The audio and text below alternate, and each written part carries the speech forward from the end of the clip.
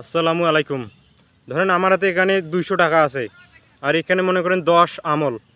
আপনাকে যদি দুইটার মধ্যে অপশান দেওয়া যায়, 10 আমল নেবেন না 200 টাকা নেবেন, আপনার উত্তর নিশ্চয়ই এই 200 টাকার দিকে হবে।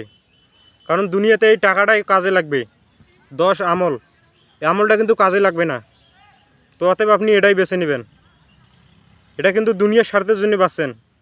আর এই 10, এটা আপনার বর্তমান দুনিয়াতে কোনো কাজে লাগছে না।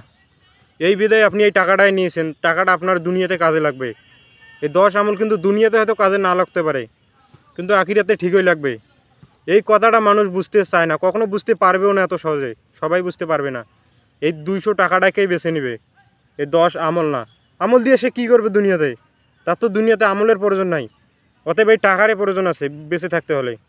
কিন্তু পরকালে চিন্তা করবে না, সেই 10 আমল নিবে না, 200 টাকাই নিবে। এখানে পার্থক্য কোথায় তাহলে দেখেন? তাহলে পরকালে চিন্তা মানুষ ভাবলো না, দুনিয়াতে বাঁচবে কীভাবে এই টাকাটার দিকে সে তাক করবে। যারে বলেন, একজন পাগলেরও বললে যদি 10 টাকার নোট দেখান অতএব, আর যদি 200 টাকার নোট দেখান, সেই বড় নোটটাই নিবে কিন্তু। এরকমই পার্থক্য।